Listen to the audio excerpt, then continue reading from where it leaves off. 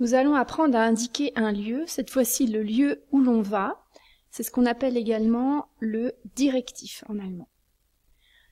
On pose la question wohin pour savoir le lieu où l'on va. Comme dans les questions wohin stellst du den Sessel? Où mets-tu le fauteuil? Réponse ins Wohnzimmer, dans le salon. Wohin gehst du? Où vas-tu? Réponse in die Küche, dans la cuisine. Pour indiquer le lieu où l'on va, on utilise les prépositions mixtes an, neben, auf, in, hinter, über, vor, zwischen, unter. Toutes ces prépositions, pour indiquer le lieu où l'on va, sont suivies de l'accusatif. Au masculin, ça deviendra donc den ou einen au niveau du déterminant. Pour le neutre, ça deviendra das ou ein pour le déterminant. Pour le féminin, die ou eine. Pour le pluriel, die ou rien du tout. En fait, on s'aperçoit qu'il n'y a pas de changement entre les noms quand on les apprend au nominatif, sauf pour le masculin. Der Schrank deviendra donc den Schrank, l'armoire, ou einen Schrank, une armoire. Voici quelques exemples. Ich lege den Teppich vor den Schrank. Je mets le tapis devant l'armoire. Ich stelle die Lampe an das Fenster. Je mets la lampe contre la fenêtre.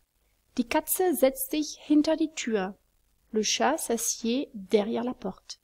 Ich hänge die Lampe zwischen die Fenster. J'accroche la lampe entre les fenêtres. Il existe des formes contractées, c'est-à-dire que la préposition an plus das peut se dire ou s'écrire ans. De la même manière, in et das peut se dire ou s'écrire ins. Quelques exemples. Wohin legst du das Heft? Où mets-tu le cahier?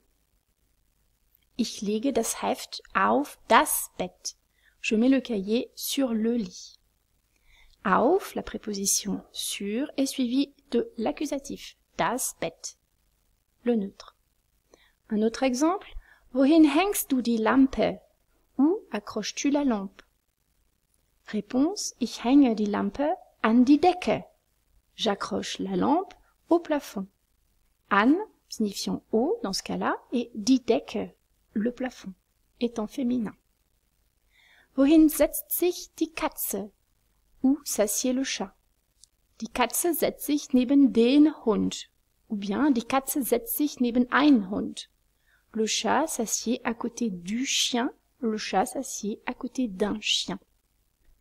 Dans tous les cas que nous avons vus, les prépositions auf, an et neben, cette fois-ci, sont suivies de l'accusatif. Un autre exemple, wohin stellst du den Computer? Où mets-tu l'ordinateur? Ich stelle den Computer neben die Couch. Je mets l'ordinateur à côté du canapé.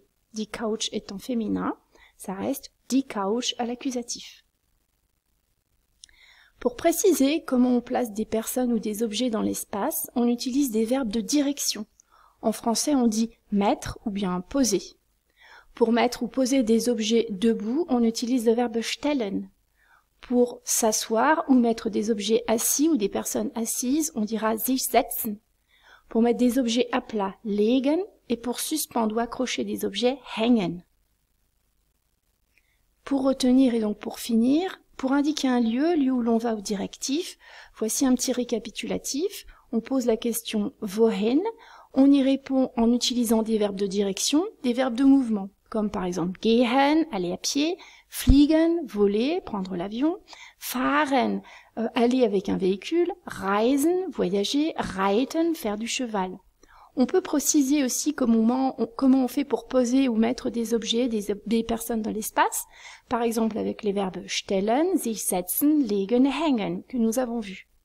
Tous ces verbes sont accompagnés de prépositions de lieu, an, auf, in, neben, vor, hinter, über, unter et zwischen, qui sont toutes suivies dans ce cas de l'accusatif. Vous avez ici le petit tableau qui rappelle comment on fait pour former l'accusatif.